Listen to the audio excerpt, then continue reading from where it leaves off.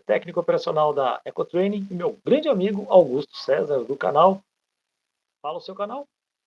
Vamos lá? Boa Qual o noite, canal do Augusto? professor. Boa noite a Boa todos. noite.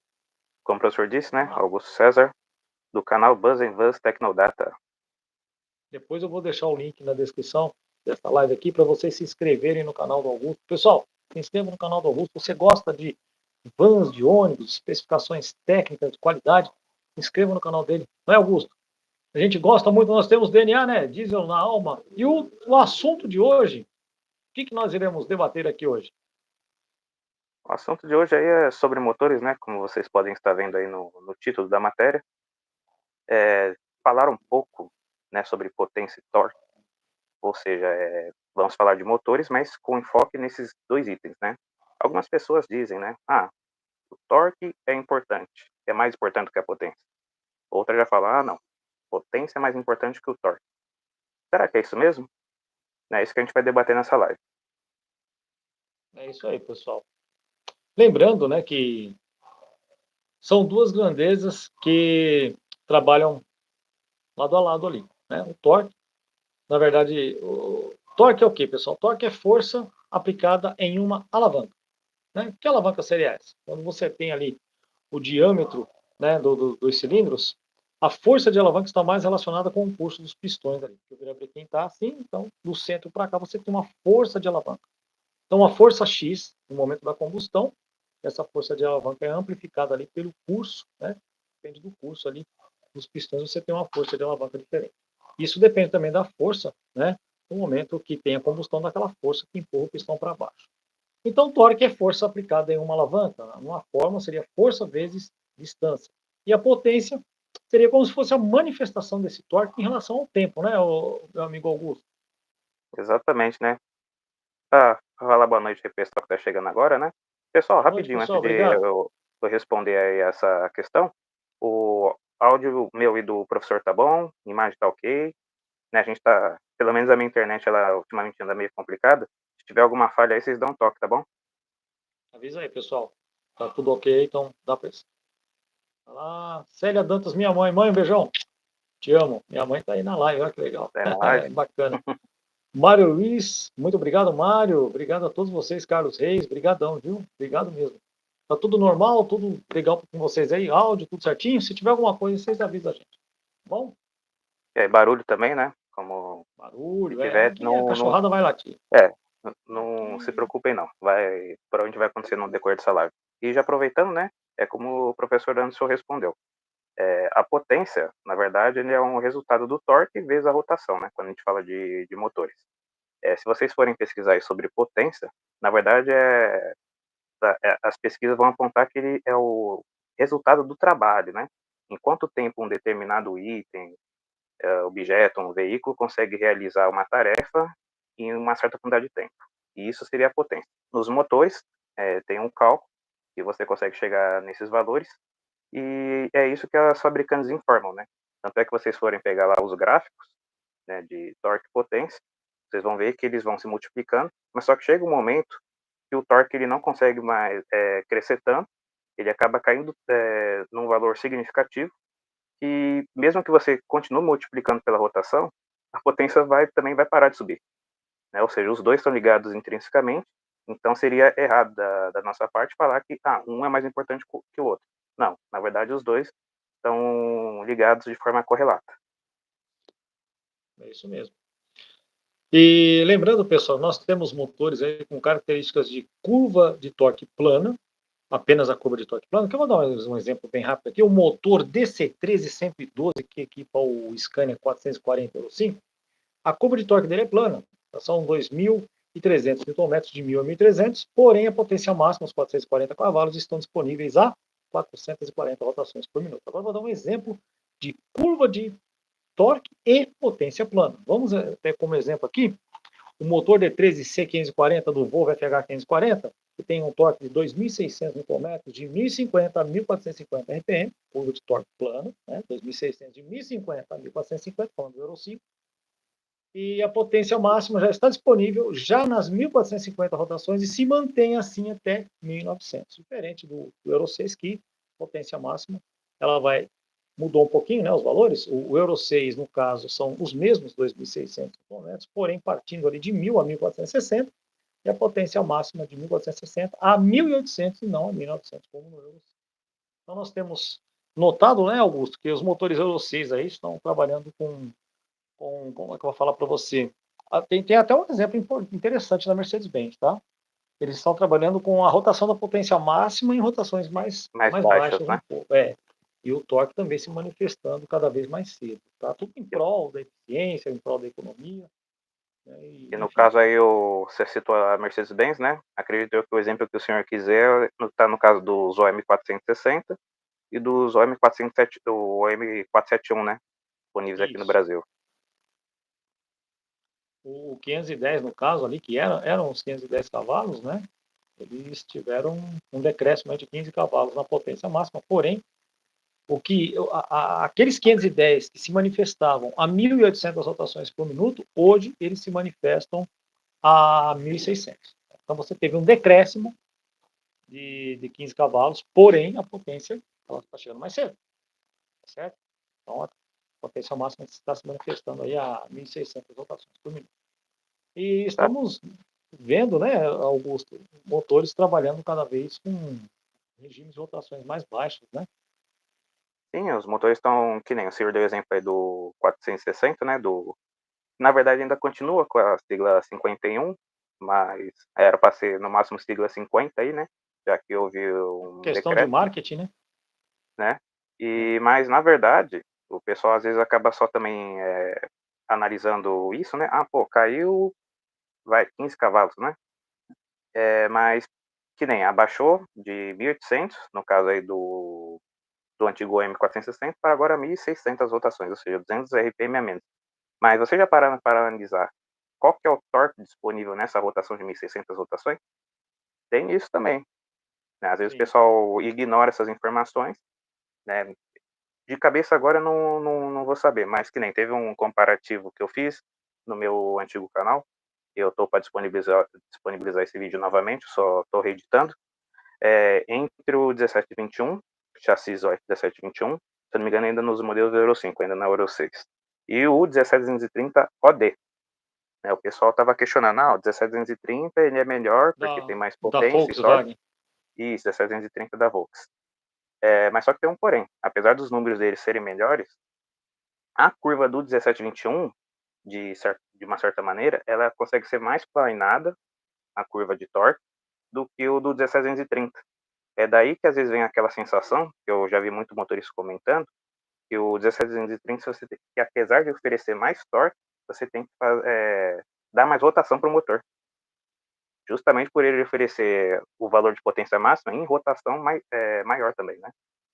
No Euro 5 eram 2.400 rotações por minuto, né? Agora E no o Euro motor 3 diminuiu sem RPM, 924 né? é a 2.200, isso.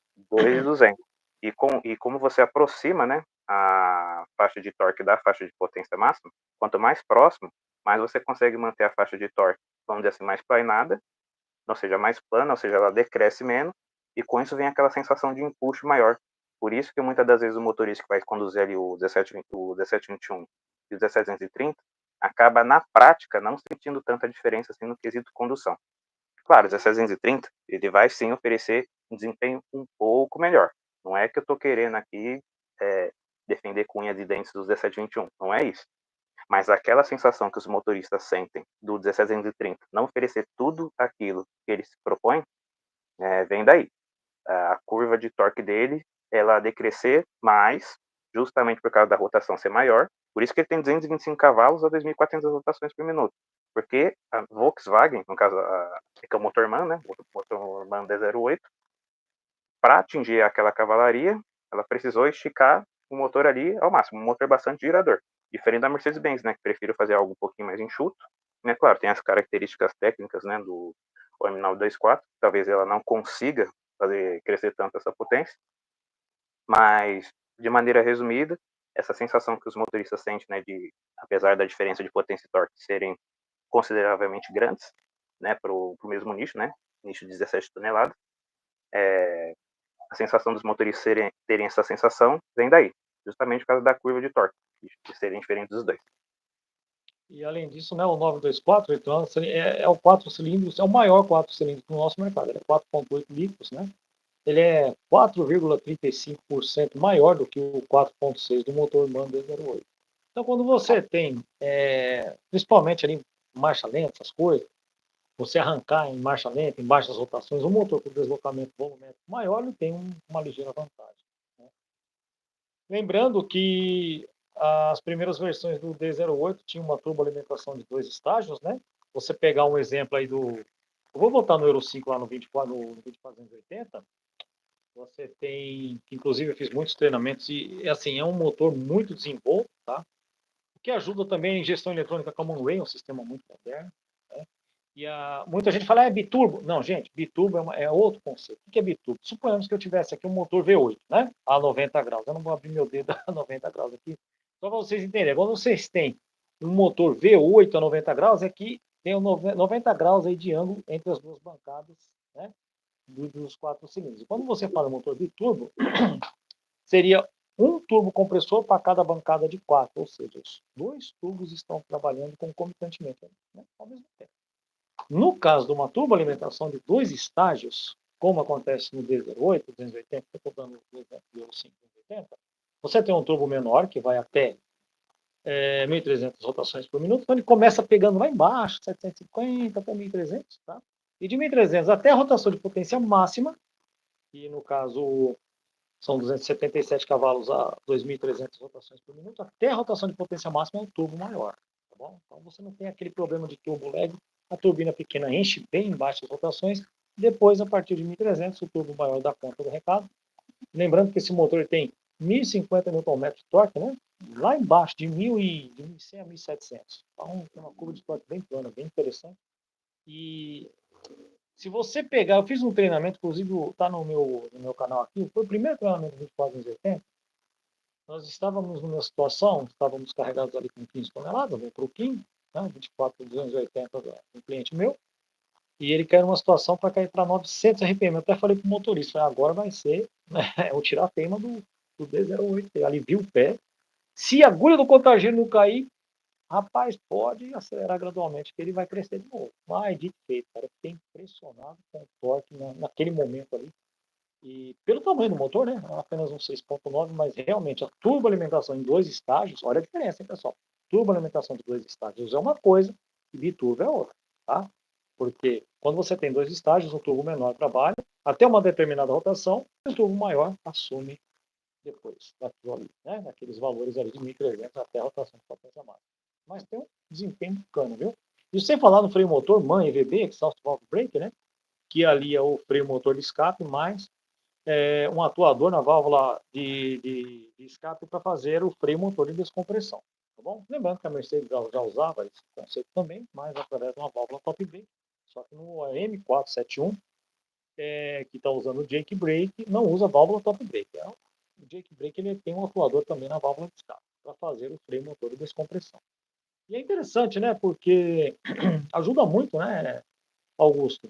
O D08 tem, né? Tem motor de descompressão, assim como os motores Mercedes. É uma pena que às vezes você pega o ônibus da Iveco, né? Aquele motor NET 6 lá, ou 280, ele não tem o freio motor de descompressão, só o freio motor de escape. Mas em aplicações urbanas, né? Enfim, é uma deixa da Iveco aí, talvez Então, mais para frente, né? Eles puderem você não disponibilizar. ofereceu Porque a como opcional, tecnologia né? tem para isso. É uma pena. José Ivo, tá falando do Cursor 13, aqui 580 cavalos lá na Europa. Inclusive, olha só para comentar mais ou menos, o 580 lá na Europa está chegando com 2.800 Nm de torque. O mesmo torque que o Scania Super 560 entrega aqui no nosso mercado. E no Super, esse torque vai de 900 a 1.300 rotações por minuto. É um torque fantástico, não é mesmo, Augusto? Ah, com certeza, devido à tecnologia, né? Esses motores andam entregando muito torque e potência já em baixas rotações, né? E claro, o pessoal acha que muitas das vezes para economizar combustível, que é um tema que talvez a gente possa discutir um pouco mais à frente, é só aumentar, né? Mas tá, como que eu faço para aumentar a potência? Em suma, em teoria, para aumentar a potência, eu preciso admitir o quê? Mais ar combustível para dentro do motor. Mas só que se eu aumento, né, esses dois aí, eu gasto mais. Então, como que eu faço para aumentar potências economizando combustível? E aí que entra o papel da tecnologia, né? Os motores mais novos, dando um exemplo, eles estão trabalhando com processo de usinagem muito melhor do que os motores antigos, né? Ou seja, trabalhando assim com diferente espaçamento entre as peças menor, né? Óleo com baixa viscosidade, trabalhando com taxa de compressão um pouco maior, turbinas mais eficientes, né? O senhor deu o exemplo lá do Mande 08, né? Que tem a turbina pequena para baixo e a turbina grande para alta rotação, né? E no caso, tem alguns motores Iveco, né? Que tem turbina turbina com geometria variável, né? No Ela DAF dava um também vem. simplificado. O MX-13, o MX-11 também tem o turbo de geometria Adapta, né? variável. Isso. Outro caminhão que tinha também, o Megatron, eu chamo carinhosamente de Megatron, gostava muito do Ford 2842 com motor FPT 10.3 também. Tinha o VTG, né, o turbo de geometria variável. E, pessoal, é interessante que esse turbo de geometria variável que a gente está falando, que saiu no Iveco 560, tem no S-Way também, não é aquele tipo de turbina de geometria variável que tem as vanes, né, que tem aquelas pazinhas que abrem e fecham. Não, é um atuador que envolve o rotor da parte quente, toda a turbina ali mesmo. Tá? Então ele vai correndo, ele tem um atuador que corre para lá e para cá, assim, ó, e ele vai restringindo a passagem dos gases de escape, obtendo assim maior pressão. Tá bom? Então é um turbo de geometria variável, muito semelhante ao antigo turbo brake que foi usado pelo Axor, né? Lá atrás, onde o turbo brake disponibilizava aí o freio motor mais potente do Brasil, que chegou a desenvolver 580 cavalos de potência de frenagem a 2.300 rotações por minuto. Mas o assunto não é o turbo brake, o assunto aqui é Euro 6 e vamos continuar, né, Augusto? Sim, né? Já aproveitando a deixa também, né? Que eu estava comentando das tecnologias dos motores, né?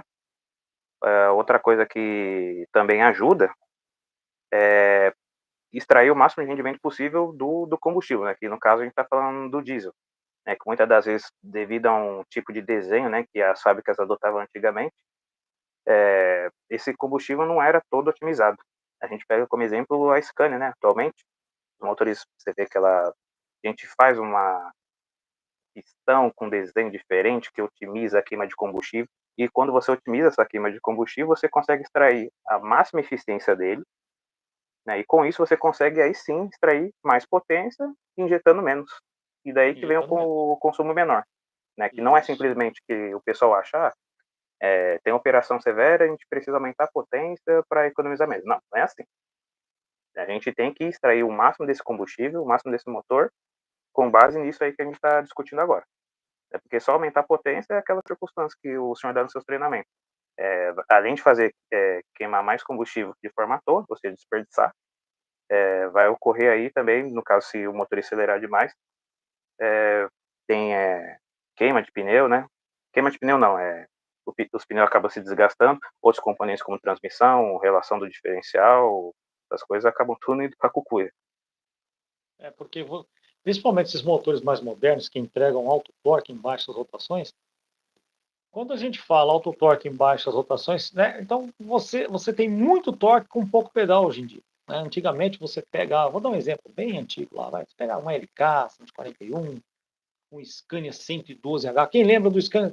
Deixa nos comentários, 112H equipado com motor DS 1115, 305 cavalos, pessoal, 126 mkg de torque a 1.300 RPM. Olha que diferença. Hoje em dia, nós temos motores aí com muito mais torque, né? Depois veio o Scania intercolado, 112H intercooler, faixa cinza com motor DSC 1101, 333 cavalos. Pessoal, 142 mkg de torque. Então, quando a gente volta assim no passado, você fala, nossa, puxa vida, como os motores evoluíram, não é mesmo, Augusto? Porque, veja só, você tem aí, por exemplo, vamos pegar o Axor 2036 e o P360 com motor 13 litros. Ambos entregam 1.850 Nm de torque com 360 cavalos. Só que no Mercedes, né, ele entrega esse torque a 1.100, no Scania de 1.000 a 1.300. E ambos entregam a potência máxima ali a 1.900. Né? Bem bacana. Só que a característica do motor Scania de 13 litros aí da curva de torque plana ajuda bastante aí no desempenho, principalmente no mantenimento das marchas aí de morro acima. Porque lembrando, pessoal, a potência tem sua importância, não é, Augusto? Não é só o torque. Exato. Porque, até mesmo porque quando você compra o quê? Você está lá. Por exemplo, você vai comprar um 24, um caminhão novo agora, um 26320. Você está comprando o PBT técnico de 26 toneladas, né, mais 320, o quê? Cavalos potência, está comprando potência. Então, o 120 marketing cavalos sempre potentes. vendeu potência, né? Sempre vendeu potência. Embora o torque seja, sim, uma grandeza extremamente importante, principalmente nas aplicações mais pesadas, mas você pode ver, o que eles vendem? Potência. Na verdade, potência. E não somente isso, professor. Como eu estava dizendo lá no início da live, né? A potência é um resultado, né, do torque vezes a rotação. Ou seja, se eu tenho muito torque em baixa rotação, desses motores novos, obviamente eu também vou ter potência em baixa rotação. É só você fazer o cálculo lá que você descobre quantos que tem de potência em um determinado veículo. E, no caso, eu dei um dos exemplos também lá no início da live, o 1721 e o 17230, né? 1721, para quem não sabe, é chassi da Mercedes-Benz, e o 17230 é o chassi da Volkswagen, né? Eu estava explicando para quem chegou agora, estava explicando no início da live, que muitos motoristas, né, quando eu tinha um canal antigo, vinham comentar, né? Pô, o 17230 tá firmeza. Entrega lá seus 430 cavalos, né? São 225 na prática. Ou seja, tem mais potência que o 1721, mas na prática eu não sinto tanto isso rodando na cidade, né? Ele não vai ficar lá esgoelando a todo momento, a não ser que seja necessário, né? Ou seja, para ultrapassagem, vai vencer uma subida, ou lomba, aí, dependendo da região onde você mora. Né? Então, muitas das vezes o motorista vinha com esse questionamento e sentia que entre 1721 e 1730 não tinha muita diferença. E vem justamente daí. Apesar do 1730 entregar também 850 Nm ou 86,7 metro-quilograma-força a partir já de 1.100 RPM, e no caso do 721 entrega 780 Nm ou 79,5, alguma coisa assim, mais ou menos, metro-quilograma-força a 1.200 rotações por minuto. 1.200. O 1721, por ele ter uma faixa útil de 1.200 a 2.200 RPM, que é onde que o 1721 entrega sua maior faixa de potência, que é 208 cavalos, por ter justamente essa faixa um pouquinho menor, a Mercedes conseguiu concentrar uma boa curva, diferente do 1730, que ele tem uma faixa maior, só que entre aquela zona, vamos dizer assim, né, não seria a zona morta, né, seria a power band, que o pessoal chama lá na gringa, que é o término da faixa de torque até a rotação de potência máxima. Ali ele perde um pouco de desempenho. É por isso que às vezes os motoristas não sentem tanto essa diferença de potência maior, justamente por causa dessa situação. Porque o Mercedes, por entregar, pessoal, para vocês entenderem, por entregar a rotação de potência máxima em rotações mais baixas, entre aspas, é um motor que soa alto mais cedo. Pronto, só para vocês entenderem, ele enche mais rápido, entre aspas, assim, porque ele está entregando aquele regime de potência um pouco mais cedo em relação ao concorrente. Então, essa é a percepção que o Augusto passou para vocês, assim, de que na prática, né, o motorista pode sentir isso, né? É que eu não tenho como pegar o exemplo agora, professor. Eu acho que a minha explicação acho que não ficou muito boa. Mas, por exemplo, se eu não estiver enganado pelos cálculos que eu fiz, e lá no vídeo, quando eu lancei, né, eu estou para relançar de novo, porque eu estava no canal antigo. O 1721, oferecendo 208 cavalos a 2.200 RPM, oferece mais torque nessa faixa Sim. do que o 1730 a 2.400 RPM, 225 cavalos. Se eu não me engano, sim. a 2.400 RPM é que a Volkswagen não disponibiliza, né, a curva de torque e potência. Mas se vocês forem abrir lá no PDF da Mercedes-Benz, vocês vão ver lá, apesar de eu não disponibilizar lá o valor em si, se você pegar a curva no gráfico, vocês vão ver que o 1721, se eu não me engano, se eu não estiver enganado, 208 cavalos a 2.200 RPM, e o torque que eles não fornecem equivale a 70 metro-quilograma-força, enquanto o 17.230, pelos cálculos que eu fiz, 67 metro-quilograma-força. Olha só que interessante. Então, como que eu vou dizer que um é mais importante que o outro? Como a gente disse lá no início da live, os dois eles atuam de forma correlata. Ou seja, os dois atuam juntos. É por isso que eu sempre defendo a tese de que assim, você é meio exigente, tal, não sei o que. Não é que eu sou exigente. Eu sempre defendi a tese de que o motorista, operador mesmo de verdade, ele deveria conhecer a fundo a curva de desempenho do ônibus, seja lá do que ele for operar, o ônibus ou o caminhão, porque é de extrema importância ele ter esse conhecimento. Concorda comigo? Sim. Porque ali o contagiro você tem uma noção básica, mas você não consegue extrair o melhor daquele motor sem que você tenha ali o conhecimento, né, da sua curva de desempenho. Principalmente, daí, uma das informações que o pessoal omite muito seria a curva de consumo específico. Né? Então, com a curva de consumo específico, você tem como saber ali quais são os regimes melhores ali, onde você pode ter também melhor economia, né? Menor consumo de combustível. Haja visto que a curva de consumo específico ela vai estar sempre dentro ali da curva de torque. Tá? Mas é de extrema importância que, pelo menos, né, Augusto, o motorista entenda o que é torque, o que é potência, e, no caso do caminhão ou do ônibus que ele está operando, em quais rotações ela se manifesta. É de extrema importância para que ele possa ter um bom resultado. Agora, uma coisa, cara, que eu não achei legal, o contagiro do Scania NTG, né, que depois que ele foi lançado, ele se tornou NTG, New Truck Generation, e antes do lançamento ele era NGT, só trocou o G de lugar porque era Next Generation Trucks, próxima geração de caminhão.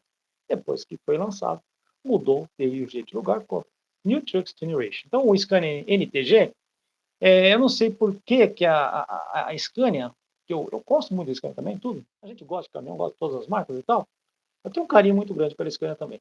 E eu não sei por que os magos da Scania tiraram o setor verde do contagios. Olha só ficou o setor azul, entre 2.000 e 2.200 rotações por minuto, que é onde eles recomendam a utilização do freio motor, e o setor vermelho. Quer dizer, ficou todo aquele setor preto ali, e o cara que nunca operou aquele caminhão tem que adivinhar. Olha só, tem que ter uma bola de cristal, não é mesmo? Porque ele Principalmente não quando vai for pegar perguntar para o usado, né? outro. Ele não vai perguntar para o cara, qual é o setor do que eu devo trabalhar para obter o melhor resultado com esse caminhão? E aí a Scania defende que todos os motoristas que irão operar seus caminhões passarão pelo treinamento Master Driver. Ô, alto lá, meu amigo, porque é o seguinte, eu trabalhei com entrega técnica. Eu já passei 4 horas entregando Actros para o motorista que olhou para minha cara e falou assim, acabou? Eu falei, aham. Pois é, eu estou levando o caminhão para a empresa, não vou trabalhar com ele. Legal, né? Mas pelo menos eu fiz minha parte. E sempre fiz com muito amor e carinho, porque eu sempre fui apaixonado pela minha profissão. E isso não tem problema nenhum, porque faz parte do dia a dia da gente. Não é mesmo? Mas E, infelizmente é isso que acontece. e tem um detalhe também, né, professor? A Scania, ela se lembrou do pessoal que vai comprar esses veículos usados? Eles também vão passar por treinamento? Fica a Sim, questão aí. 0 km, sim. tudo bem. A maioria acreditou que realmente possa passar sim, pelo treinamento lá, pelo Master Drive. Mas e o usado? Às vezes ele não E vai para usar. uma concessionária Scania, vai para uma loja de caminhões multimarcas. E lá eles dão esse treinamento multimarcas. Pô, tem um Pois instrutor é. para Mercedes, para Iveco, para Volkswagen, enfim.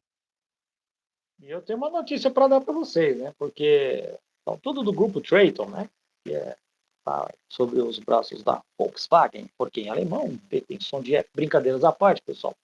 Lá na Europa, o MAN, o MAN, que meus amigos chamam, inclusive o Euclides chama de MAN, meu amigo Euclides lá da Suíça, que trabalha no setor operário com o Renault 520. Abraço, Euclides, para você, meu irmão. Ele, rapaz, lá também, mesma coisa, sumiu o setor verde. Né? Igual esse cara, não tem mais setor verde. O cara tem que ter uma bola de cristal. Então, vai comprar um Scania novo, NTG, você não cooperou? Vai lá na Embu das Artes, aqui vende bola de cristal, coloca em cima do painel, você adivinhar qual é o regime mais econômico para você trabalhar com caminhão. Né? Aí o cara fala, não, vou lá pro azul, tá tudo azul. Né? Tudo azul, azulzinho. Vamos economizar no setor azul. E o Uhum. pior é que nem a rotação de potência máxima ali no setor azul, hein? Pois Já é. passou faz tempo da rotação de Já potência passou, máxima. né? Porque o 560 Super, a potência máxima é 1.800. Você vê. Então, assim, eu acho que. Dona Scania, desculpa, é uma crítica construtiva para nós que sabemos, né, quais são os regimes ideais de operação, tá certo? Não tem novidade nenhuma. E para quem não sabe? Você quer que o cara adivinhe? Onde fica o setor verde? Quer dizer, a Volvo não abandonou o setor verde, a Mercedes não abandonou, a Iveco não abandonou. A Por quê? Volks. Elas A sabem Volks da comprou no Brasil, importância, né? né? Isso. Agora cá entre nós, falando de Volvo, desculpa, dona Volvo, aquele contagiro que parece velocímetro de Landau, assim, ó, horizontal e pequenininho. Cara, que coisa ridícula aquilo. Pelo amor de Deus. Nossa senhora. Pequeno e horizontal, assim, ó. Os vorveiros de plantão, desculpa, viu, gente? Gosto é gosto, e enfim. Né? Falar o que pra você? Pura bucha. Mas pelo menos não abandonaram o setor verde, né, Augusto? É, o mínimo, né? Apesar que a gente estava criticando a Volvo lá na live passada, né? Esses últimos PDF que estão enviando de informação técnica, até que estão muito bem completos, viu? Porque no Euro 5, se caminhão, você até que tem bastante informação técnica. Agora ônibus, esquece. O ônibus não. Omite umas coisas ali que, meu, às vezes é o mesmo trem de força ali. Não sei porque que eu omiti. Sinceramente, não sei. Era Verdade. só dar um Ctrl-C, Ctrl-V, mas nem isso, pessoal. Não sei se é o marketing que cuida disso. É marketing, né, que cuida disso. Pessoal, agradecendo a presença de todos, José Ivo Oliveira, Mário Lins, Max Olímpio, instrutor Max Olímpio, muito obrigado a todos vocês aí. Forte abraço. E a gente vai dar uma olhadinha aqui depois nas perguntas, a gente só vai concluir aqui o pensamento, né, Sim, Augusto? sim. A gente vai deixar Vamos para dar responder mais sequência pro aí? final, para não perder Isso. o fio da meada aí. E aí, qual seria o nosso próximo comentário mesmo? Nós iríamos falar, deixa eu dar uma olhadinha aqui. A gente falou da importância, Roteirinho. né, da potência, né? Isso. Os dois estão, torque e potência, os dois, na verdade, andam juntos, não separados. Inclusive, eu tenho um vídeo falando como se manifesta o torque da potência do motor. Vou deixar um link na descrição aqui. É um vídeo bem intuitivo, bem bacana, vocês vão entender legal. Bom, pessoal? Mas, assim, de um É, modo geral, né, Augusto, tiveram mudanças significativas assim, no Euro 6, principalmente também no sistema de pós-tratamento. Né? sim, sim, ele ficou mais complexo, né, para conter toda aquela fuligem, né, que sai dos escapamentos. Inclusive, uma título de curiosidade, o pessoal fala, né, nossa, cada vez mais a gente está tendo normas de emissões de poluentes mais rígidas e, claro, traz toda a segurança para a gente, né, questão dessas emissões que acabam sendo prejudiciais. Mas segundo o engenheiro, eu não vou citar o nome dele nem de onde que ele era, por motivos éticos, mas é um engenheiro que assim eu gosto bastante dele. Segundo ele me informou, apesar dos veículos antigos serem mais poluentes, a partícula que eles soltavam pelo escapamento, eles eram menos prejudiciais do que esses motores mais novos. Por quê? Por justamente essas partículas de poluentes serem maiores. Ou seja, as nossas narinas conseguem filtrar melhor. Agora você pega aquelas partículas muito, mas muito pequenas. Suas narinas não conseguiriam filtrar. Por isso, os sistemas de pós-tratamentos atualmente eles estão tão complexos para justamente conseguir filtrar melhor essas partículas para acabar não indo para o nosso sistema respiratório. Pois caso contrário, mesmo que que as montadoras conseguissem diminuir essas partículas, elas conseguiram. Se elas fossem soltadas no ar, seriam bem mais prejudicial do que veículos antigos. Principalmente se você pegar, por exemplo, né? Só para o pessoal ter uma ideia, eu vou falar do Euro 5, que é mais presente na gente aqui. A principal exigência, pessoal, que teve do Euro 5 em relação ao Euro 3, lembrando, nós não tivemos Euro 4 no Brasil por questões de diesel, houve um acordo com as montadoras, pulamos direto do Euro 3 para o Euro 5. Então nós fomos do P5, PROCON de fase 5, para o P7, que é o Euro 5. E hoje estamos no P8, que é o Euro 6. Assim, deveria haver uma redução de 80% do MP, da fuligem que o Augusto acabou de citar. Material Tá? particulado. Material particulado. E 60% do NOx. O que são NOx? São os óxidos de nitrogênio. Então, veja só. Para atender essa norma, nós tivemos no Euro 5 duas tecnologias. O EGR, que é o EGR, recirculação de parte dos gases de escape, e a SCR, que é a Selective Catalytic Reduction, que é a redução catalítica seletiva, que usa o ARLA 32, que é o agente redutor líquido de NOx automotivo. Por que 32? 32,5% de ureia técnica e 67,5% de água desmineralizada. Por que água? Porque a ureia, pessoal, é igual um sal grosso, ele precisa ser diluído para caminhar no sistema, para que ele possa fazer a sua ação. Tá bom. E explicando assim, de grosso modo, como acabou com o MP dentro do motor, do pessoal que usa o SCR? Você acabou com o material particulado otimizando a queima, assim como o Augusto falou lá atrás. E como você otimiza a queima? Maiores pressões do turbo compressor, né? Você precisa de ter o quê? Vamos lembrar do triângulo do fogo. Para você queimar alguma coisa, você precisa da fonte de calor, combustível e comburente. Quem é o comburente? O oxigênio. Ok, oxigênio. Aí você olha na composição dos gases na atmosfera, 78% é formado de nitrogênio. Apenas 21% é o nosso componente que interessa para a gente. E 1% são os gases nobres. Então veja só como é complexo para a engenharia fazer todo aquele cálculo estequiométrico para que eles, né, conseguissem reduzir em 80%, cara, né? O MP em relação ao Euro 3, que já poluía menos que o Euro 2. Né? Então veja só, a otimização da queima, através de quê? Maior entrada de ar na câmara de combustão e a otimização, a atomização do diesel na câmara de combustão. Ou seja, maiores pressões, com isso o diesel foi atomizado, para você ver que é uma névoa de diesel. Então, a partir do momento que ele já tem o primeiro contato ali com o ar quente, né, seria a fonte de calor no momento da compressão do motor diesel, ele já se inflama. E lembrando que o S10, o diesel S10, que tem 10 ppm de enxofre, por isso o nome, o S na tabela periódica de enxofre, ele tem o maior número de cetanas que o diesel S500. Né? O número de cetanas que dá o poder de inflamabilidade ao diesel. É o contrário da octanas da gasolina, tá, pessoal? Então, a gasolina com alta octanagem, ela tem maior resistência à compressão antes, né, da centelha da vela. Então, ela não queima antes que uma gasolina vagabunda. Né? Da batida de pino, caramba, tal. É o contrário do número de cetanas do diesel, que precisa de ter inflamabilidade para que você tenha alto rendimento, uma eficiência termovolumétrica grande, como o Augusto citou lá atrás. Então, veja só o grande desafio. Entrou mais ar, você tem um sistema de injeção com maiores pressões, né? E você precisa de quê? Você tem maiores pressões internas, então o motor Euro 5, ele foi o quê? Reforçado em relação ao seu antecessor Euro 3. Então, biela, virabrequim, enfim, várias partes móveis do motor foram reforçadas em relação aos mesmos motores no seu modelo Euro 3, tá bom? É legal. Conseguimos acabar com o MP dentro do motor? Que bom, não é mesmo? Não. Você está entrando, você está jogando mais ar dentro dos cilindros e no processo de queima, na frente de chama é formado os NOx.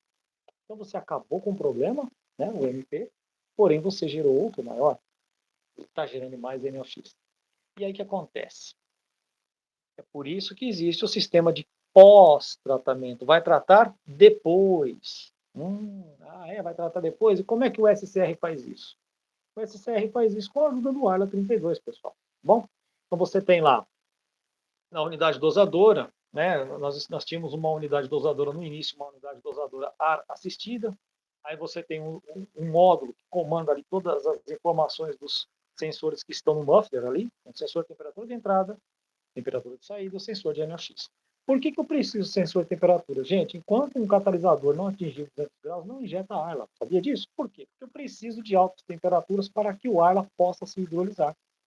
Ao se hidrolisar, o ar libera amônia, e a fórmula da amônia é NH3. Esse NH3 vai reagir quimicamente dentro do invólucro do catalisador SCR, e a partir dessa reação química promovida pelo Arla 32, ao invés de sair os óxidos e nitrogênio pelo escapamento, sairão apenas vapor d'água e nitrogênio puro.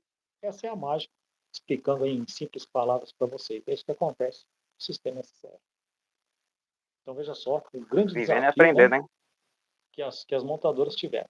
E o EGR, né, que o pessoal fala, o EGR. O EGR, o pessoal trata o NOx dentro do motor. E o material particulado, lembrando que assim, aqui no Brasil tivemos o MAN D08 com isso, né, nos caminhões. Você já tem o sistema de injeção Common Rail e o EGR ele acaba com a temperatura da frente de chama e com isso ele consegue eliminar o NOx ali dentro do próprio motor. Tá bom? Lembrando que foi uma tecnologia que no começo o pessoal não apostou muito, né, Augusto? Mas ao longo do tempo nós temos aí mais de 10 anos do motor MAN D08. Tiveram alguns problemas pontuais que foram sanados e tudo mais, mas ele deu conta do recado nesses 10 anos de Euro 5. Sim, às vezes também é questão de corrigir, né? Acostumar, né? O brasileiro não estava tão acostumado assim com a tecnologia EGR. Se você E nem for com a parar para analisar, SCR, né? eu acho que era o único motor, né? Enquanto as outras apostavam no SCR, a Volkswagen foi uma das poucas a insistir no EGR. É verdade. E lembrando que o EGR teve presente num motor muito, não muito bem falado, o NGD 9.3, que esteve presente nos Volkswagen 370. Quem lembra, deixa no comentário. Você teve um 370, teve problema com ele, rapaz, que dó, né? Foi uma grande pena. Porque foi uma grande aposta da Volkswagen na época, infelizmente. E aquele motor, né? Aquele motor já tinha um EGR, tá? É uma curiosidade. Mas você vê só, né, Augusto? Hoje, em algumas tecnologias, se faz necessário o uso conjunto, né, do Conjunto EGR, das duas em alguns, né, tecnologias. das duas tecnologias, para atender a norma do Euro 6. E quando você não tem o EGR para auxiliar, você tem um sistema que nem o Scania trabalha com duplo, duplo SCR, Iveco, tem que ver se o S-Way, acho que também não trabalha com EGR. Tem alguns que não trabalham. O próprio motor OM460 não trabalha com EGR, né?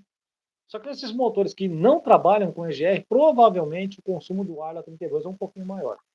Sim, sim. Tem algumas marcas que informaram que o consumo acaba sendo maior. Se não me engano, acho que a Porque Volvo você comentou tem que isso. compensar, né? Tem que compensar de alguma forma. Não existe mágica na engenharia, não é mesmo? Então não tem Inclusive, como você.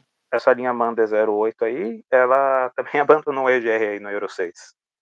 Pelo menos nos ônibus, não sei, nos caminhões não acompanha muito não. Mas se você for entrar lá na ficha técnica, não consta mais o EGR, e sim somente o SCR. Vai ver que interessante. E é assim, o EGR já existe, né, há muito tempo. Né? Nossa, nos Estados Unidos, lá com a norma do Sim, para EPA deles lá, já. picapes, vans, Isso. A vai Sprinter naqueles mesmo, né? modelos. A Sprinter usa EGR, né? A Sprinter. Então, são tecnologias assim que estão presentes aí para atender as normas de emissões. E lógico, pessoal, não adianta, né? O sistema de pós-tratamento para atender uma norma mais apertada, ele vai ficar mais complexo, ele vai ter um maior número de componentes. E quando você tem um determinado sistema com maior número de componentes, a probabilidade de falha desses componentes também é maior. Cara, não tem de onde tirar isso aí, certo? Então você falar, ah, não, o Euro 6 não vai dar tanto problema. O Euro 5 deu bastante problema, né? Ainda dá problema até hoje, independentemente da marca. Né? Não tem. Sim, O cara fala, é porque o Volvo, porque o Scania, porque o Mercedes, porque... Gente, toda marca teve problema com o sistema de pós-tratamento.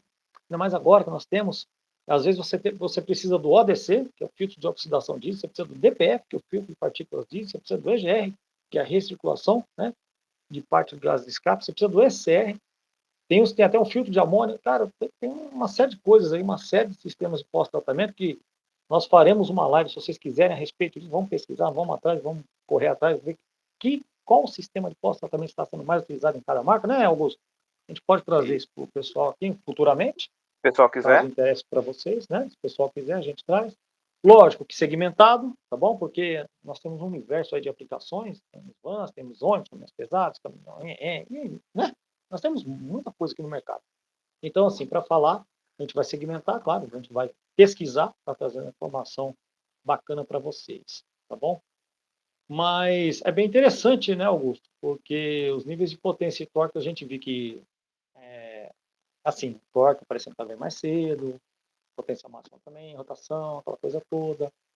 E aquilo que você citou, os motores cada vez mais com as suas medidas internas, com a tolerância menorzinha, óleo com menor viscosidade, tudo isso para quê, pessoal? Para que você tenha menos perda por aquilo. Então, tudo aquilo que o motor ele gera em termos de potência e torque, ele tem que chegar aonde? Aonde que tem que chegar, né, Augusto? Tem tem que que chegar chegar aonde lá isso aí? nas rodas motrizes. Né? Com a Inclusive, menor. aproveitando o gancho, né, que a gente conversou muito também sobre o sistema aí, né, de tratamento de emissões de poluentes, também tem tudo a ver com torque e potência, né? Em alguns casos, muitas fabricantes conseguiram aumentar a potência e torque, mas em alguns casos, né, como a gente deu o exemplo lá no início da live, o M460 ele perdeu, no caso ali na variante 510, né, caiu para 495. Né? Então, como vocês veem que até isso envolve torque e potência, né? Ali no caso, eu não vou saber o motivo exato devido à queda, não sei se você também sabe, professor, mas se eu não me engano, teve um comentário que devido a esse sistema ser mais complexo e também, entre aspas, ser mais barato, né, do que fazer algumas alterações que outras fabricantes fizeram, né? Por exemplo, a Scania inclusive parece iPhone, né, atualmente, né? Todo ano tá lançando uma novidade nova, né? Enquanto as outras marcas às vezes demoram para lançar, a Scania, né?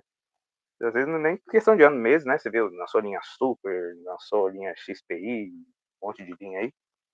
É mais para não perder o fio da meada. No caso do Mercedes, perdeu potência, né? 15 cavalos. E pelo que o rapaz comentou, devido o sistema de pós-tratamento de gás meio que dá uma segurada, né? E tem isso também, pessoal. O sistema de escape, ele tem uma função primordial ali no funcionamento do motor. É por isso que às vezes o pessoal, principalmente para quem gosta de carro de passeio, né? Faz aquelas operações, né? Coloca o escapamento maior ou menor para aumentar ruído ou fazer uns sons meio estranhos aí, né? Às vezes o motor acaba perdendo rendimento, porque a fabricante ela dimensiona aquele item justamente para ter o fluxo adequado. Então, se você altera aquele item sem estar dentro dos parâmetros, pode acabar ou segurando aqueles gases que eram para sair com um determinado fluxo, o que acaba gerando menos potência e torque no final, que talvez acho que foi isso que o colega quis dizer, no caso do OM460, né, mas aí no caso foi por questão de legislação, não foi necessariamente a Mercedes que quis. Claro, se a fabricante puder sempre aumentar a potência e torque e oferecer um menor consumo, jóia. Mas se não for possível, e no caso da Mercedes-Benz ela trabalha com um público muito fiel, né, que gosta da marca, principalmente por causa do custo-benefício, então acredito que sim, faz sentido essa explicação do colega, não vou lembrar o nome dele, e do caso, foi a alternativa mais barata que a Mercedes-Benz adotou para equipar o seu motor. Porque as outras fabricantes, o Euro 6, né, professor, se não me engano, aumentou o preço do final do veículo em 20 a 30%, dependendo do modelo, né? Por aí. Então, imagine aquelas tecnologias todas, né, que às vezes muitos motoristas acabam não gostando, ou também as empresas, né? Imagine se, no caso, o público da Mercedes-Benz visse toda aquela parafernália, né? Não estou julgando, assim, tecnologia demasiado ou tecnologia de menos, mas também tem a ver com o papo da nossa live passada, né, professor? O público-alvo das marcas, né? Cada marca tem seu público-alvo, né? E elas têm que atender os anseios dela. Eu vou ser sincero, eu tô me segurando para não dar risada aqui do negócio, cara. Você vai acreditar que quando mal lançou o Euro 6, tinha uma empresa de escapamento, não vou nem citar o nome, não interessa, já estava fazendo diretão com difusor, velho, os Euro 6. Você acredita que eu gostei, cara? Mas já, Já. Então, veja bem, quando você falou da contrapressão dos gases, quando você coloca o escapamento direto, principalmente o diretão que a gente colocava. Eu falo a gente que, né, no nosso tempo, quando era carreteiro, a gente gostava de um diretão e tal. Você vê que tinha uma perda, cara, no torque embaixo, porque você precisa, né? Porque todo o sistema de escapamento, gente, ele é projetado para aquilo ali. O sistema de escapamento ele não está ali à toa, né? Então você precisa de uma contrapressão dos gases para, principalmente em baixas rotações, para que você tenha o controle daquele fluxo e tal, e coisa e tal. E tem uma outra coisa também, viu, Augusto? Quando você põe um escape direto, a válvula de escape, porque assim, quem abre a válvula? Quem abre a válvula é o comando, não é? O comando abre a sim. válvula, o eixo de câmbio. Quem fecha? Nós temos a mola da válvula, não é? A mola vai fechar a válvula? Tem que fechar. Fechar. Legal. Só que assim, quando você está em trabalho ali, você tem a abertura e fechamento das válvulas rapidamente ali, você precisa daquele colchão de gases de escape para que a válvula não bata com tanta força na sede, cara. Então, assim, já teve vários relatos de quebra de válvula de escape por uso de escape direto. Tanto é que na época a Scania não dava garantia se quebrasse válvula de escape, com os caras colocavam diretão, né? Diretão lá, os caras chegavam, cara, arrebentava com tudo, podia até, porque se você precisa, né, daquele colchão eu falo colchão, lógico, é um exemplo, um colchão de gases ali para que você amorteça um pouco a batida da válvula ali na sua sede. Então veja só, o escape direto, ele também é prejudicial, né, não só para o desempenho, mas também para o próprio lado mecânico, né, do motor. Né? Então, poucas pessoas levam isso em consideração, o pessoal não está nem aí, que gosta, né, fazer barulho e aquela coisa toda. E vocês vão ver o Euro 5 fazendo barulho por aí. Gente. Euro 5 não, Euro 6, tá? Eu não vou nem citar o nome da empresa que faz isso, porque, enfim, não me interessa também. Não estou aqui para arrumar confusão com ninguém. E Mas olha que tem nego que faz. E olha que no Euro 6 uma das premissas era também diminuir o ruído, né? Não somente emissões Isso, poluentes, também ruído. Cada ruído. vez mais, né? Cada vez mais. Então, o mercado, as normas estão cada vez mais apertadas em relação a emissões, em relação a ruído, em relação a tudo isso. E assim, eu fiz um vídeo há um pouco tempo atrás com a seguinte ponderação. Seria este o momento de chegar ao Euro 6 no Brasil? Por que eu falo isso? Porque nós temos uma frota muito grande, velha e poluente. Eu acho assim que, antes de mais nada, tivesse um programa sério de renovação de frotas, principalmente voltado para o autônomo, sabe, Augusto? Para que o autônomo tivesse, talvez, não a chance de ter um caminhão zero. Tudo bem, bom, o caminhão zero é muito caro, é impensável, aquela coisa toda, mas que ele pudesse ter pelo menos um caminhão seminovo de 2, 3 anos de uso, um caminhão emissionado, né? E assim ter um caminhão também mais seguro, mais novo, não é verdade? Dar maior credibilidade quando você vai pegar uma carga aí no cliente, aquela coisa toda. Mas, infelizmente, a gente vê caminhões da década de 70, da década de 80 rodando, né, da década de 90, caminhões poluentes, às vezes inseguros. Todo mundo sabe que é muito difícil você manter. Já é difícil manter um carro aqui no Brasil, tem dirá um caminhão. Né? É combustível caro, às Exatamente. vezes é combustível que não presta, é pneu, é isso, é aquilo, aquilo outro, é imposto, é uma série de coisas, é infraestrutura viária que não vale um centavo em algumas regiões, a própria questão da insegurança, é uma série de coisas. Se a gente for colocar aqui, a gente vai ficar a noite inteira falando. Você está entendendo? Mas, infelizmente, eu não sei se esse seria o momento do Euro 6 chegar aqui. Mas já que chegou, seja bem-vindo, Euro 6, não é verdade? E que o nosso mercado melhore, que a nossa economia melhore, que dê condições para que todos possam aí trocar seus caminhões, suas frotas aí ao longo do tempo aí com a maior rapidez possível e que tenha condições econômicas para isso, não é mesmo? E aproveitando a deixa, professor, para aproveitar e encerrar o tema, né? E daqui a pouco abrir os minutinhos finais para perguntas, né? No tocante a torque e potência, muitas pessoas também, no caso, querem só que esses valores subam, né? E faz sentido, né? Como eu disse no início da live, né? E o senhor estava discutindo sobre isso. Potência é trabalho, né? Ou seja, mas será que às vezes é necessário subir a potência? Né? No caso, aí no material, né, que eu enviei para o senhor, eu falei justamente no caso da eficiência, né, que o senhor falar sobre isso, né, na potência que chega às rodas, né. Vocês sabem quanto geralmente há de perda do motor, no caso torque e potência, para chegar até as rodas? Claro, no exemplo que eu dei no material de apoio, foi um exemplo teórico. Dependendo do conjunto, não chega a ser 20% de perda. Se for transmissão manual ou automatizada. Em automática, talvez já chegue esses 20% e até ultrapasse, né? Segundo alguns testes de dinamômetro. Então, as fabricantes também, além de aumentar o torque e potência, eles também estão focando bastante em como diminuir essas perdas por atrito, né? Na relação das marchas, na relação do diferencial. Né? No caso, né, fugindo um pouco de Mercedes-Benz, né, na live passada eu citei muito Mercedes-Benz, Scania. A Scania, nessas últimas gerações, ela anda falando muito, né, da diminuição, quer dizer, isso, da diminuição do atrito, né, do seu eixo diferencial, colocando diferenciais ali mais otimizados, né, com óleo melhor, processo de usinagem melhor, processo de tolerância na fabricação de peças melhores também, transmissão também, né? Aí no caso não seria só ela, né? Marcas como Mercedes-Benz, Volvo também andam investindo bastante, né, nessas tecnologias, para justamente quando a potência sair lá do motor, potência torque sair lá do motor, chegar esse número, o máximo de valor possível nelas, né? Porque de nada adianta eu continuar aumentando e chegar lá na prática ter uma diminuição desse valor, né? No caso de transmissões manuais e automatizadas, pelo menos na informação que eu tenho de veículos leves, varia 5%. Então você imagina um veículo pesado, que ainda tem o árvore passante, né, que também é conhecido como cardan, ou seja, essa porcentagem aumenta ainda mais, né? E no caso dos ônibus, né, que Aumenta também ainda tem mais. transmissão automática, pega aquele número lá que eu falei de 20%, pode chegar ainda mais. Então imagine o tanto de potência que perde. E não só isso, né? O Orlando Zibini, não vou lembrar o que ele é hoje lá na Mercedes-Benz, mas antigamente, se não me engano, ele era engenheiro de produto lá no setor de ônibus. Ele disse que uma ventoinha, né, que eles tinham trocado lá na época do Euro 5 do M457, aquela ventoinha que simplesmente ela acionava, se o motor esquentava, acionava tudo, esfriava, ela desligava. Aquilo ali Acredite, eu estranhei. 30 cavalos, no caso, um veículo pesado.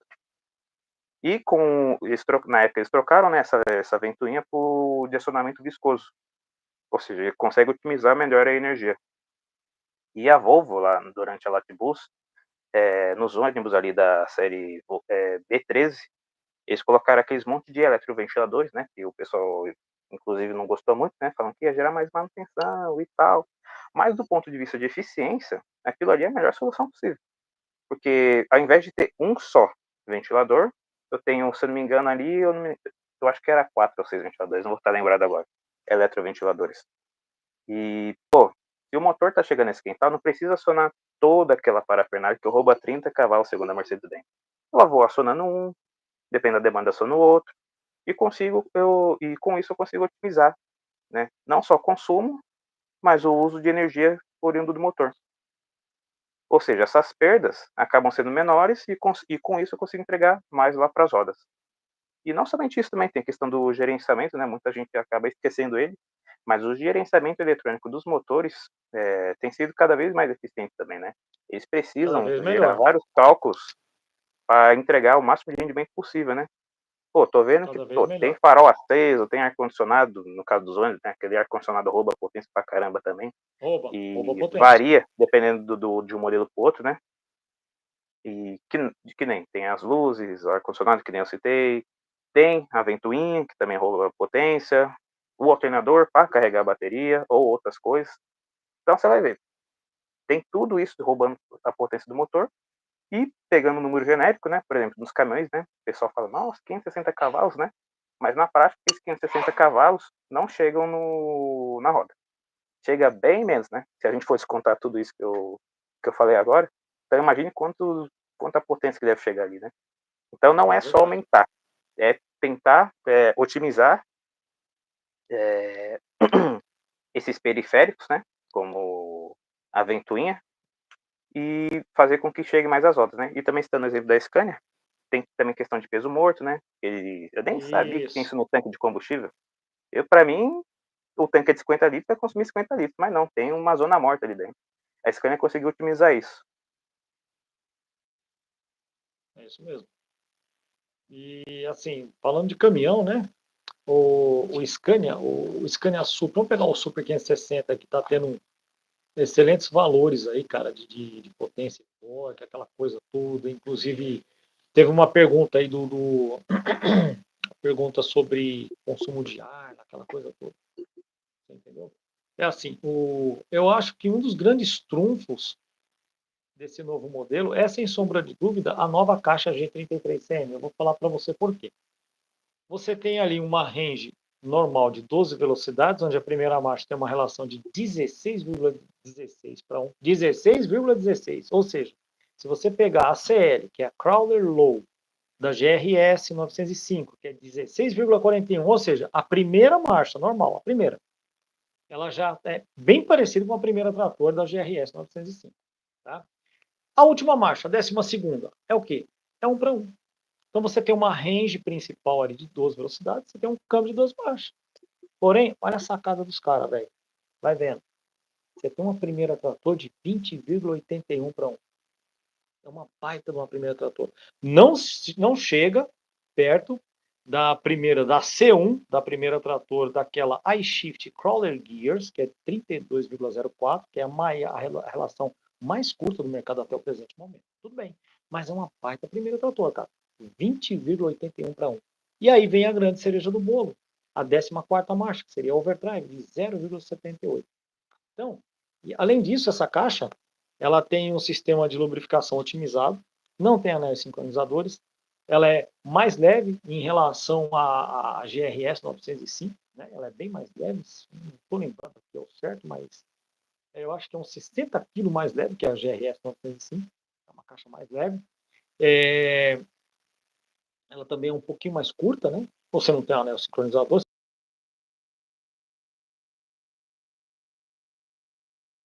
os engates, através que é o freio do eixo primário, enfim, uma série de coisas aí, série de otimizações, e pega só naquela parte do óleo que necessita ali mesmo para que ela tenha a lubrificação. E ela tem uma parte também de lubrificação da bomba, que ele lubrifica a parte superior das engrenagens. Então, assim, você tem uma lubrificação otimizada e você também tem menos perda por atrito hidráulico dentro da caixa, né? E as próprias relações dessa transmissão, somadas, né, ao alto torque em baixa rotação, o que, que eles propiciam para você, por exemplo, estar indo no avião? Propicia você uma velocidade cruzeiro, 80, 90 por hora, a uma rotação bem baixa, quando você está usando a overdrive de 0,78. E aí o cara fala, pô, vou estar batendo o cardão. Não, não vai estar batendo o cardão. Por quê? Você tem os 2.800 Nm de torque já disponíveis a apenas 900 rotações por minuto. Então é por isso que o Scania 560 hoje, ele, cara, pelos relatos que eu estou vendo, ele está quase que imbatível aí no Norte, né? Então vamos ver como é que vai ficar essa briga, porque assim, nós temos muitos caminhões bons no mercado, o FH 540 com motor de 13K também, né? Enfim, ele teve várias mudanças significativas também no motor, tem menos atrito interno, a viscosidade do óleo, uma série de mudanças aí também que deixou muito eficiente em relação ao D3C. Lembrando também, né, Common Rail, uma série de novidades e tal. E temos também, para mim, cara, eu vou falar uma coisa para você, a maravilha da engenharia, o OM471. Por que eu falo isso? É um motor, tem duplo comando de válvula no cabeçote, o comando é oco, para você ver como eles pensaram, né, na perda por atrito interno. Né? Um motor, cara, assim, ele tem um turbo convencional, não tem nem válvula wastegate aquele turbo. Ele é tão fantástico, cara, aquilo ali, que assim, a Mercedes patenteou um tubo, um tipo de tubo assimétrico, onde a própria válvula EGR faz as vezes ali de um tubo de geometria variável. Simplesmente fantástico. Este motor tem algumas situações que ele até pode desativar a combustão de 3 cilindros, para você ver que é um motor assim cuja engenharia ela tem assim, foi assim, para mim, cara, eu olho aquilo ali, eu falo que maravilha, né? Onde nós chegamos? O nível de tecnologia e os motores aqui no Brasil, apesar do 471 ser importado, né? Mas os motores que nós temos disponíveis aqui hoje, né? Embora ele não seja um campeão de potência e torque, eu acho que em termos de economia ele pode entregar bastante coisa. Outra coisa também, você falando em perdas por atrito, aquele eixo traseiro da Mercedes-Benz, o NFD, o New Final Drive, o R440, tá bom? R de Rear Axle, né? Eixo traseiro, 440 é o diâmetro da coroa do bichão aí, tá bom, pessoal? Ele é similar a um... Vamos falar que é um HL6 melhorado, tá bom? R440 NFD, New Final Drive. Ele também é um tipo de diferencial que ele pega o óleo só aquela quantidade necessária para que você tenha uma lubrificação otimizada ali. Então ele não fica pegando muito óleo para ter muita resistência hidráulica. Tá? Então você tem menos perda por atrito também. Então é o que o Augusto falou, a gente está vendo aí não só o avanço dos motores, mas de toda a gama do trem de força como um todo também. Né? E eu acabo por afirmar para vocês que uma das grandes cerejas do bolo no Scania Super é, sem sombra de dúvida, a fantástica transmissão G33CM. E só para encerrar, né, professor? É, no material de apoio que eu enviei para o senhor, né, sobre as potências, né? Nesses 20 anos, né, desde o início desse século, os motores passaram de 300, 400, chegaram nos 500 cavalos. Só que tá um pouco devagar aqui no Brasil ainda para chegar no 600, né? Se eu não me engano, Também acho que acho. o único que supera é a Scania mesmo, né? Tem o 660, né, agora no Euro 6, e o 770, né, com o motor Uhum. V8. Mas você vê que, mesmo que esses valores ainda não tenham sido chegados, as marcas têm se preocupado muito com, como eu disse anteriormente, otimizar, né, a potência e fazer esses números chegarem o máximo possível nas rodas. A gente da Scania, a Scania nesse quesito, eu não sou grande fã da marca, mas eu tenho que reconhecer. Ela anda fazendo assim um trabalho de engenharia fantástico nesse quesito. Como eu dei o exemplo, né? Redução de peso morto do tanque, oferecer eixos melhores, não só ela, né? A Mercedes-Benz também com o NFD também. A Volvo ali, cada vez atualizando ali a shift, né? O pessoal acha que é a mesma caixa, a mesma relação. Não. Talvez os princípios ali sejam os mesmos da primeira geração, mas você vê que a cada atualização eles tornam o software, a engenharia ali por trás da diminuição, né, putz, esqueci, me fugiu a palavra, mas enfim, diminuir o atrito, lembrei, ali entre as engrenagens, mudança da viscosidade do óleo. Então você vê que é uma engenharia fantástica nesse quesito. Bem, pelo menos esse assunto Uhum. de potência, pelo material de apoio que eu mandei para o senhor, tá esgotado. Se quiser abrir aí a parte de perguntas pro pessoal, aproveitar Agora esses vamos minutos ver, né, o mais, que né? o pessoal. Vamos ver se alguém vai perguntar alguma coisa. Pergunta deve ter, né? Tem algumas aí que eu vi em cima ali do começo. Aqui tá falando José Ivo, não tem. Deixa eu clicar aqui. Peraí, deixa eu ver as perguntinhas aqui. Trem de força do scanner era bem leves, mesmo sendo mais frágeis. Então, José Ivo, esse é o que a questão da scanner é o seguinte. Nós tivemos no mercado alguns trem de forças assim super dimensionados para alguma aplicação, tá? E a scanner sempre teve aquela aplicação dimensionada para aquela aplicação rodoviária, certo? Então, assim, é quase que meio que cada macaco no seu galho. Porque, veja bem, você pega um eixo cardan, você liga ele em qualquer coisa ali, liga ele em qualquer rolamento e vira um cardan bem reforçado com a sua própria mão. E vira um cardan um pouco mais fino com a sua própria mão num rolamento que esteja ali numa ponta de apoio, numa parede, seja lá o que for. E vira. Você vai ver que você vai ter mais, você vai desprender mais força que aquele cardan mais grosso. Então, tudo que é muito reforçado demais, você deixa perdas por atrito ao longo desse torque potência chegar até as rodas. Tá bom? Então, é esse aí que o pessoal fala, que scanner era melindroso, que scanner isso, que scanner aquele. Não, o scanner sempre teve um trem de força dimensionado pela aplicação. Que ao longo do tempo foi melhorando, enfim, algumas coisas e coisa e tal. Tá certo? E hoje o pessoal, né, tá tentando voltar para isso aí, né, Augusto? Tentando dimensionar ao máximo para ter menos perda por atrito. Então, todo mundo está buscando essa Exatamente, né? solução. Todo mundo tentando buscar essa solução. Que às vezes Só aumentar a que potência aqui, também, como a gente discutiu no início da live. Às vezes requer aumentar a injeção, né, da mistura ar-combustível. E tudo que a aqui o gente menos Vinícius quer está agora é aumentar o consumo, né, com esse preço do diesel que Pois está é. atualmente. Aqui, ó, o Tem uma, Mário Luiz está falando que a ventoinha viscosa do D08 6 cilindros segura 8 HP quando acionada. Dados, deixa eu ver uma coisinha aqui. a ventoinha viscosa, né? Imagina aquela de É, acionamento fixo. O Jair pois é, quer Brizola, que ver? comentou também um pouco antes na live, perguntou, acho que é uma pergunta mais para o senhor responder, eu não saberia, perguntando se o sistema de pós-tratamento da Iveco SE é bom. É bom. Olha, gente, eu vou falar uma coisa para vocês, assim, todos os sistemas de pós-tratamento, independentemente da marca, eles têm que atender ao Procon P8, tem que atender o Euro 6. Então, todos eles são bons sim, tá bom? Agora, é claro, aquilo que eu estava falando, que estava comentando. Quando você tem um sistema que só usa o SCR ali, você vai ter um consumo de área 32 um pouco maior. E às vezes, dependendo, você pode tirar essa compensação ali na própria operação, na própria economia que o próprio trem de força do caminhão pode te oferecer, tá certo?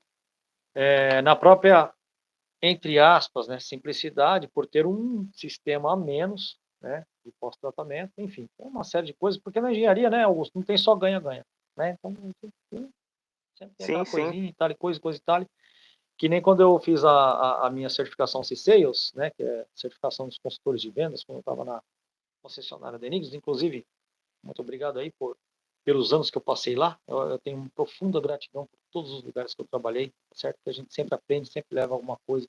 A vida é um eterno aprendizado, o instrutor é um eterno aluno. Então, grato a todos os patrões, todas as empresas que eu passei ao longo da minha vida, aos alunos, aos amigos, né? Que a gente sempre aprende. Aprendo com o Augusto, aprendo com vocês aí que estão do outro lado da tela. A vida é um eterno aprendizado. Quanto mais eu pesquiso, quanto mais eu estudo, mais eu tenho certeza que eu não sei de nada, tá, pessoal? Mas, enfim, na minha certificação C6 tem um tal do dia D. É um dia que você passa o dia inteiro, passava o dia inteiro lá no Global Training, lá em Campinas.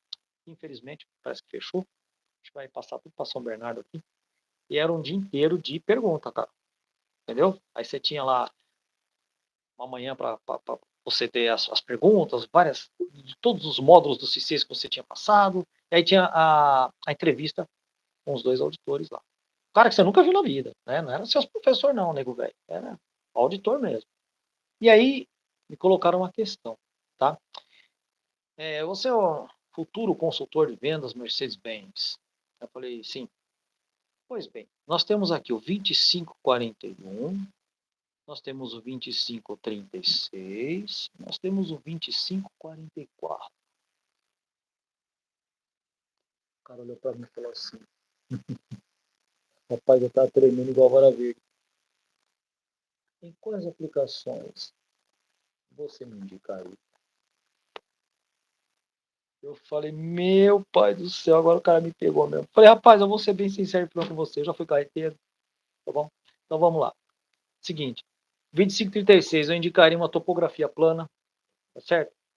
A carretinha em 3 eixos ali, você pudesse andar levinho, que você não ia precisar muito de torque e potência. 2541, a topografia mediana, já com mais peso, tal, aquela coisa toda. E o 2544, eu deixaria esse sim, uma topografia mais acidentada, com mais peso. E aí o cara quis saber por quê. Eu falei, olha, é o seguinte, desenhei, sabe, cara? Olha que idiotice a minha, né? Pedi uma, pedi uma folha de sulfite pro cara, velho. Olha que merda. Pedi uma folha de sulfite pro cara. Falei, meu Deus do céu. Vamos lá, vamos desenhar esse trem aqui. Aí eu peguei, cara, te juro por Deus, fiz 3 níveis assim, ó. Né? Um nível mais plano, um nível com uma subida branda e um nível com uma subida mais acentuada. Falei, tá bom, então vamos lá. Vamos supor que eu tô aqui com uma carreta aí, ó, 3 eixos normal, 48,5, no 2536, PBT, expliquei para ele na situação. Agora eu vou colocar esse caminhão aqui, esse 2536, nessa situação aqui, do 2544, onde eu coloquei uma Vanderlei com 53 de PBTC.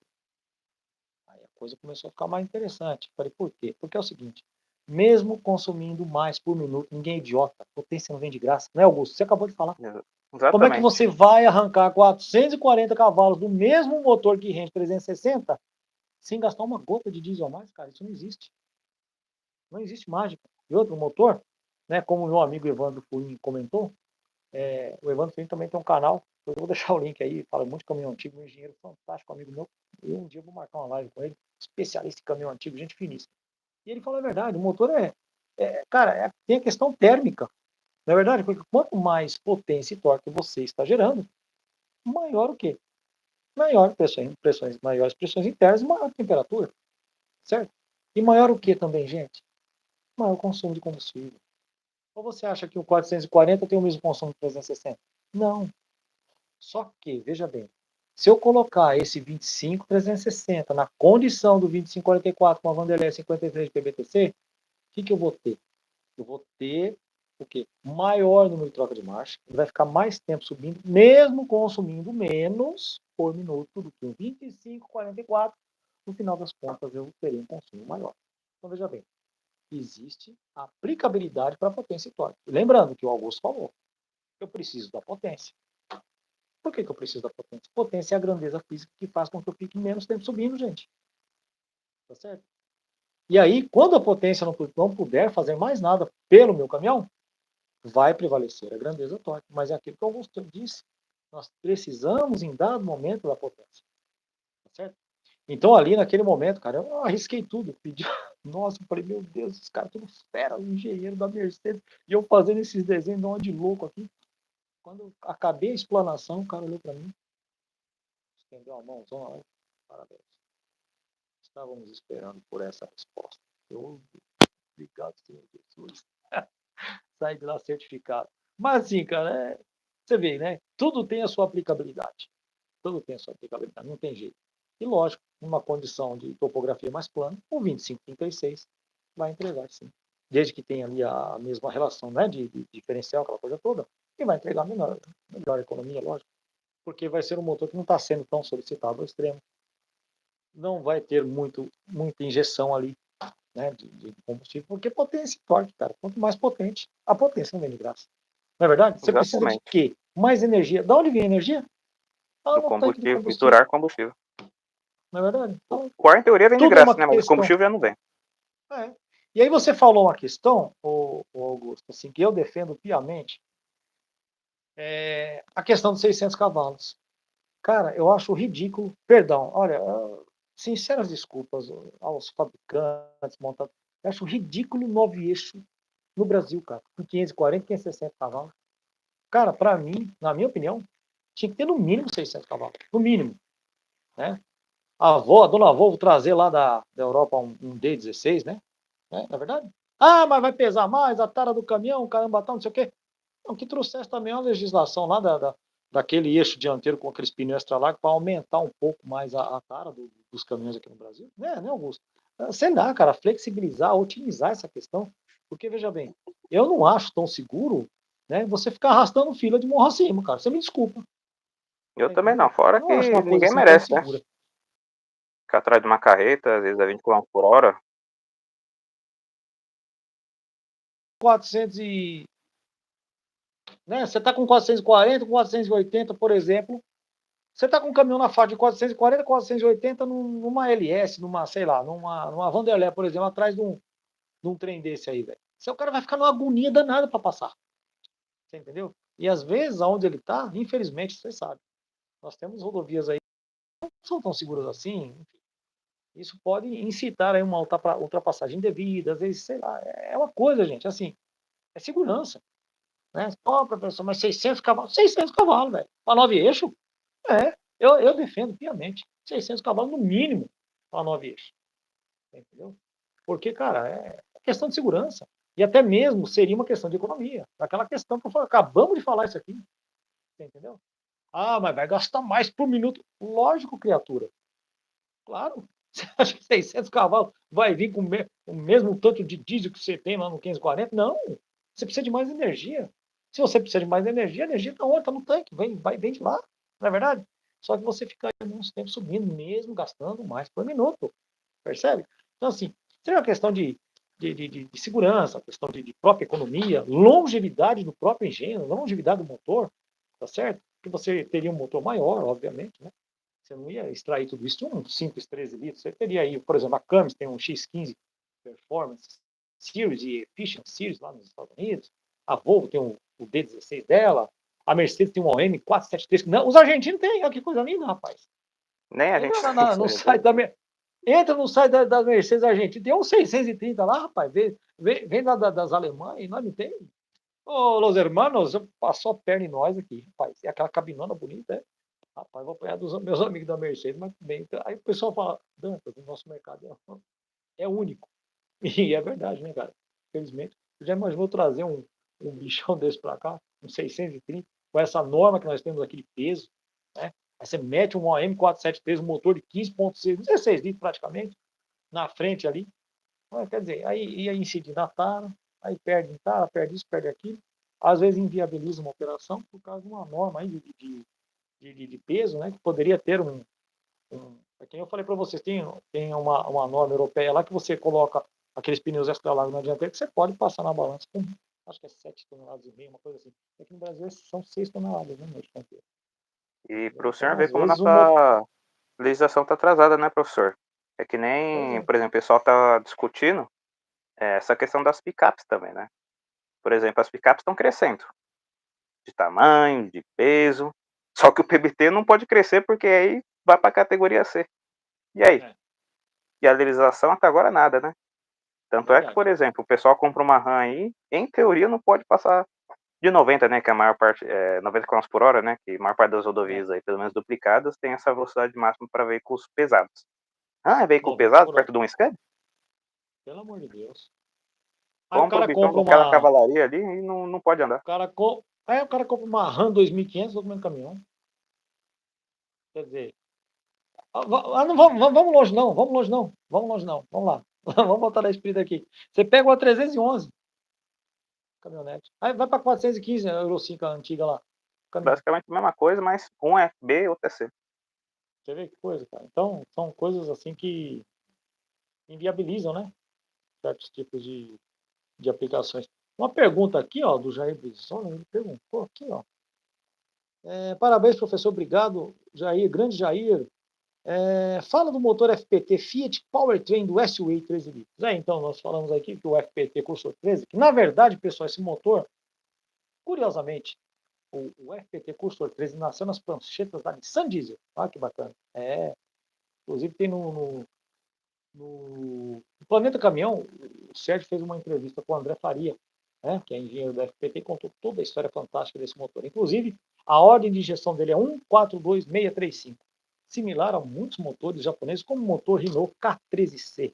Tem um motor da Renault, fabricante de caminhões lá no Japão, que a ordem de injeção é a mesma do FPT Cursor 13 e, curiosamente, as medidas internas também, 135 milímetros de diâmetro por 150 de curso. E, no momento oportuno, eu vou fazer esse debate aqui com o Augusto, porque os japoneses estão de parabéns. Por que eu estou falando isso para vocês? Porque com curso reduzido eles conseguiram valores excelentes de torque em baixa rotação e com curva plana. Né? Aí você fala, pô, mas o bicho tem um canecão. Canecão largo ali, tudo bem, mas e a força de alavanca que nós havíamos comentado? Então é um motor assim que foi muito bem trabalhado, e quando a FPT pediu isso para o pessoal da Nissan, eles queriam um motor na faixa dos 13 litros para atender às normas europeias de emissão da época, e que este mesmo motor fosse multiplataforma, ou seja, atendesse a aplicação veicular, marítima, industrial, e que na aplicação marítima esse motor suportasse 1.000 cavalos de potência. Os japoneses colocaram as obrigações embaixo do braço, nas pranchetas deles aí criaram um fantástico motor FPT Cursor 13, que é um motor muito reforçado, tem até subbloco e materiais empregados na fabricação de motores de Fórmula 1. Para você ver que motor fantástico e muito mal falado no mercado por falta de conhecimento. Eu sou um grande apreciador do motor FPT Cursor 13.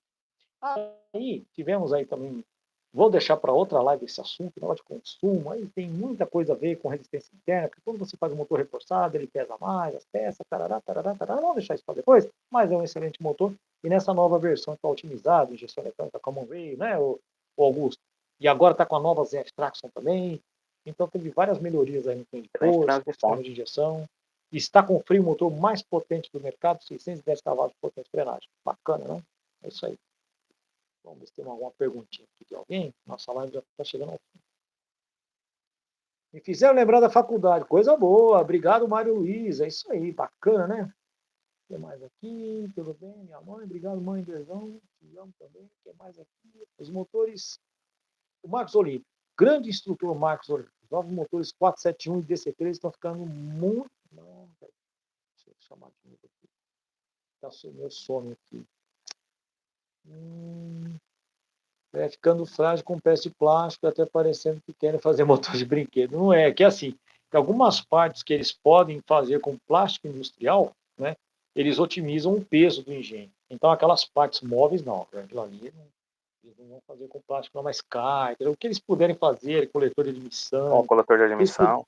Não é verdade? O que eles puderem fazer de plástico industrial, que, enfim, dá a impressão de que é um negócio meio fraco e tal, mas eles fazem mais por redução de peso, até mesmo, né, Otimização, né, assim, professor? de otimização também. Utilizando também um exemplo, que eu acabei não usando, você pega o GM Família 1, fugindo um pouco do tema de caminhões, quando ele passou ali de VHC para VHC, uma das alterações foi justamente essa, passar o coletor ali, se não me engano, que era de alumínio, para o de plástico industrial. Por que eles fizeram isso? Além de reduzir peso, o plástico ele permite um melhor fluxo de ar para dentro do motor. E com isso você consegue ganhar torque e potência, sem prejudicar o consumo, que foi o que eles conseguiram. Sem prejudicar o consumo. Então também tem o tudo a ver duto isso. fica mais lisinho, Exatamente. Né? Respondeu o tudo duto agora. Fica mais lisinho. Mas é isso, pessoal. Já estamos com 1 hora, quase 1 hora e meia de live. Estamos quase chegando ao fim, né? É só assim, cara, se a gente for debater assim, o que tem para debater, a gente vai ficar tem a noite tema para inteira várias lives aí. Tem tema para várias lives. E aí, pessoal, deixa nos comentários, quando eu vou fazer aqui a capa, tudo certinho dessa live aqui, porque eu não consegui programar ela pelo celular, tá certo? Então eu programei ela no meu computador, e eu vou fazer capa, vou deixar o link, né, do canal do Augusto, para você se inscrever no canal dele, se inscreva. Agradeço de antemão. Tá bom? Porque é um menino muito inteligente, apesar de ter apenas 22 anos, ele parece que já tem os 22 anos de experiência no setor, né? Então eu admiro muito, você é um cara muito inteligente, aprendo com você todo dia, aprendo com vocês aí professor. do lado. Aprendi muita coisa A gente tem que ter humildade, não é verdade, Augusto? Temos que ter a humildade, assim, de que ter aquela ideia que sempre a gente está aprendendo, cara. Sempre está aprendendo alguma coisa. Né? Exatamente, então, né? Toda hora a gente não pode ter aquela arrogância, porque, cara, eu tenho 49 anos dedicado a caminhões, ônibus, motores diesel, e cada vez que eu me aprofundo mais, cara, eu tenho só uma certeza de que eu não sei nada. Essa é a grande verdade. mas graças a Deus tem vocês, tem você, tem os amigos aí da internet que a gente pode compartilhar o pouco que sabe. Não existe aquele que sabe mais, existem saberes diferentes e quando a gente compartilha o pouco que sabe, todo mundo pode saber um cadinho mais, como dizem meus amigos mineiros. Né? Brincadeiras à parte, Augusto, obrigado. Fala um pouco do seu canal. Então, pessoal, meu canal, como o professor Ansel tinha discernido lá no início da live, é um canal sobre ônibus e vans. Né? Apesar que de van o pessoal não comenta muito, eu decidi acrescentar aí ao tema do meu canal. Mas ele é um canal com enfoque em dados técnicos. Ou seja, pegar a ficha técnica ali, né, de ônibus e caminhões, claro, da medida do possível, né, como a gente estava discutindo, né, pega aí exemplo da dona Volvo, que simplesmente omite informações básicas. Ou seja, tem determinadas coisas que não vai dar para fazer. E muitas das vezes não é nem por falta de conhecimento, porque não tem informação. Eu não vou pegar um dado e vou simplesmente, eu acho que é isso, é aquilo. Eu estava até falando com o professor esses dias, né, que a gente não tinha muita informação do motor, o D8C, né, de Itacuja. Tive que, entre aspas, ir lá em Portugal, pegar as informações que era para ter aqui no Brasil. Mesmo com a chegada, a expansão desse motor aí pro VM atualmente, ainda tem muita coisa de informação técnica que ainda não tem deles, né? Tive que ir lá em Portugal de novo. Inclusive descobri aí o Geometry, o curso dele. Se não me engano, acho que é 110 por 135. Se eu me corrija se eu estiver errado, professor. E voltando aqui falando do meu canal, esse é o meu objetivo, né? Também falar de transmissões, de relação de diferencial, sobre esses dois veículos, né? Que muitas pessoas acabam negligenciando eles também. E a combinação, né? Que tem, como a gente discutiu também na live passada, o pessoal acha que muitas das vezes é só aumentar a potência, ou tem alguns raros casos, mas fala que tem que diminuir a potência. Mas na verdade, se você mudar ali uma coroa, um pinhão, você já consegue mudar aí o comportamento geral do veículo. Né? Então, da medida do possível, o tema do meu canal é esse. E também agradeço você, professor Anderson. Né? Apesar do senhor dar uma enaltecida em mim, eu aprendi muita coisa com o senhor. E também o senhor me incentivou a ir atrás dessas informações. E, embora tenha muitos canais no YouTube, o enfoque você não vê muito desse tema. A gente é um Não, dos poucos infelizmente, é aí verdade. que está disponível aí no YouTube que fala, né, dessas coisas. Verdade. E o objetivo dessas lives é justamente esse, discutir, tirar aqueles mitos que algumas pessoas têm sobre alguns assuntos, né, e propagar conhecimento, claro, à medida do possível, né? A gente também precisa da ajuda das fabricantes, parar de ficar omitindo informação básica, né, ou suprimir, né? No caso da Dona Scania, que suprimiu a faixa verde, o Mercedes-Benz que parou de disponibilizar aí o dado de consumo específico, né? Perdão. É verdade. E outras coisas. É verdade mesmo. Mas é isso aí. Obrigado pelo material que você mandou de apoio. E eu vi aqui, ó, do D8K. Olha só, o diâmetro de 110 milímetros e o curso de 135 milímetros. Isso é muita Totalizando coisa. 7,7 litros. E esse 135 milímetros é o curso do Série C da Cummins. Né? O Série C 8.3. E depois virou ISC. E depois, quando eles aumentaram o curso para 144,5, virou ISL. Mas isso é assunto para mais de metro, né? A gente tem muita coisa para falar. A história dos motores, uma coisa assim fantástica. Outra coisa, pessoal, nós temos aí no site da EcoTraining um curso online de operação para caminhões e ônibus e o principal, que é a formação do instrutor técnico operacional multimarcas e multissegmentos para caminhões e ônibus, tá bom? E eu pretendo fazer neste curso também de formação de instrutores uma atualização do Euro 6 operacional para toda a linha Euro 6 de caminhões e ônibus. Embora não tenha tido tantas mudanças em relação às rotações de trabalho, tá bom?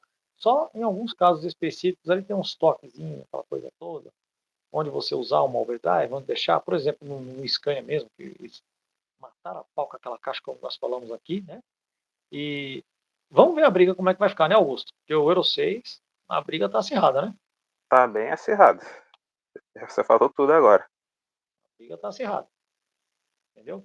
Augusto, olha, cara, não tem palavras para agradecer. O seu material de apoio aqui foi fantástico, né? Para a gente, pelo menos, ter um roteiro aqui da live, para comentar um pouquinho, né?